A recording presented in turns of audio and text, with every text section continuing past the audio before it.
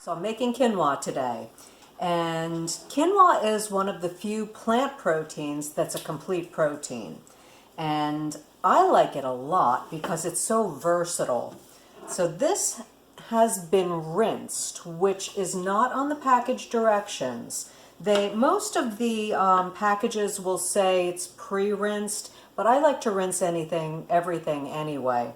So I've rinsed it, and I'm also going to roast it to really bring out a nutty flavor. So all I'm doing, you could do this in a frying pan, but I'm going to do it in the oven because I can walk away.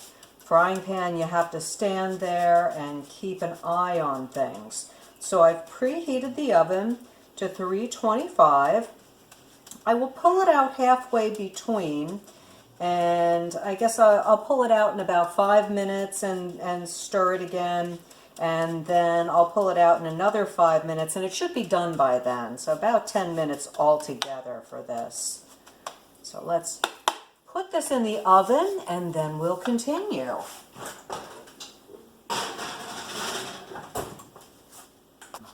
The quinoa's been in the oven for about 10 minutes, and the way you can tell it's finished, when I pulled it out halfway through, it was still sticking to the tray, but you can see it is not sticking to the tray. It is quite dry. So now what we're going to do, I have about 1.25 cups here. That's what was left in my box, and the brand I used was Ancient Harvest. And this is a multi-variety quinoa. It's got red quinoa, white quinoa, black quinoa. I think it's black, or is it brown? What do they call it? I'm not sure. I'm not going to find the sentence, but it looks really pretty. I like it a lot.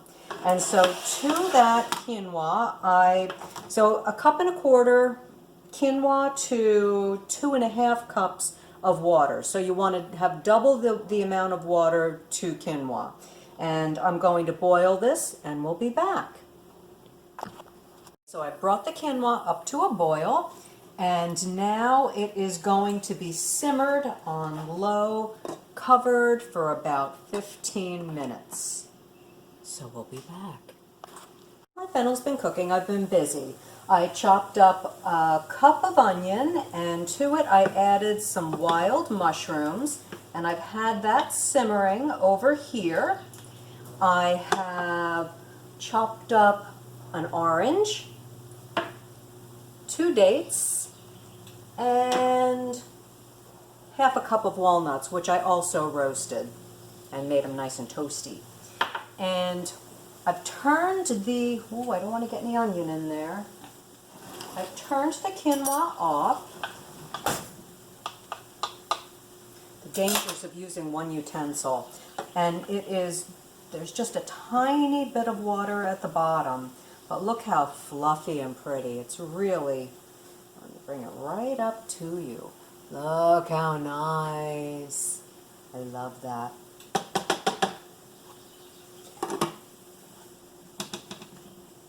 So see how easy it is to get a couple different things going at one time? I'm going to finish my preparations, and I'll be back. Coming together. So I added half a cup of sliced fennel, which, if you're not familiar with it, it's a bulb, and it's got stalks that come off the top of it.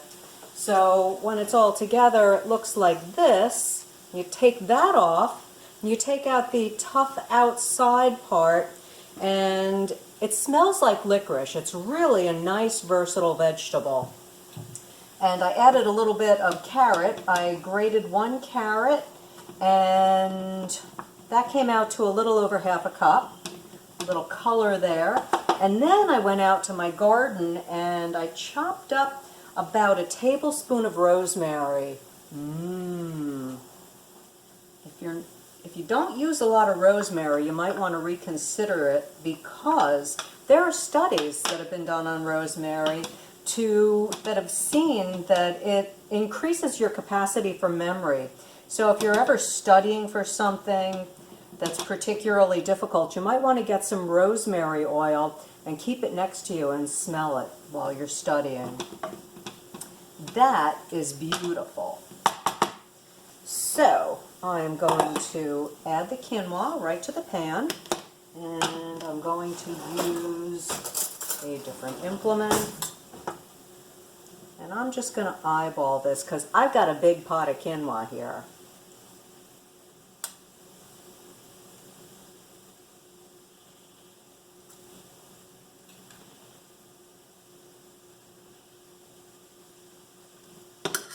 All right. Can you see that? Not well. I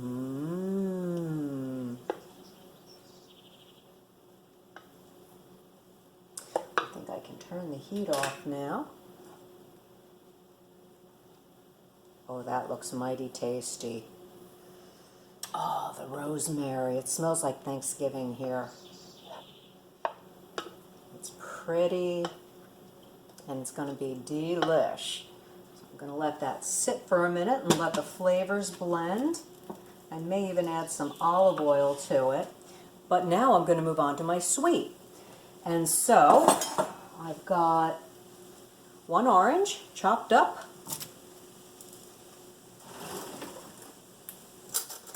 I've got 2 dates chopped up. These are beautiful organic dates. And then I toasted my 1/2 cup of walnuts. Now I'm going to start adding my quinoa to it.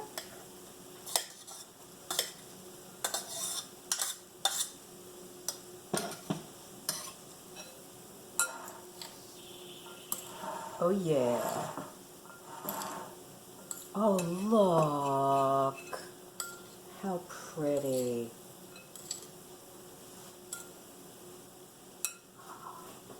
Now, what I want to add next is a little bit of cardamom. We don't use a lot of cardamom in this country, and that's a shame because, oh, it's just so complex. You don't need a lot of it. I'm just going to sprinkle a little bit on top. I'd say maybe that was 1/4 teaspoon. Really not a lot. Oh, and it smells great. I'm on the fence about adding some rose water also. Why not? Just going to splash. So I'm going to call that a teaspoon. Oh yeah, that smells really good.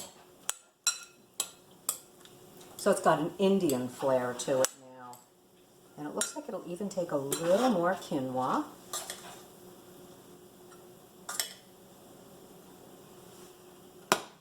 And I still have quinoa left. Who knows what I'll do with that. So feel free to eyeball these recipes and do them the way you'd like them, because it's always to your taste. And let me try this.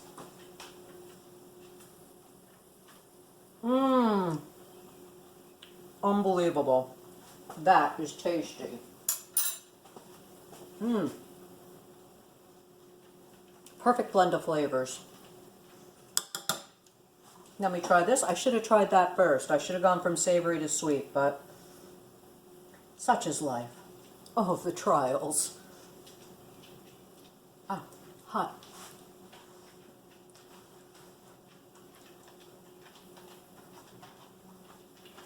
Oh, and it tastes like Thanksgiving. It's almost like a stuffing. That is delicious. That's dinner, that's breakfast, and I'm done. Enjoy.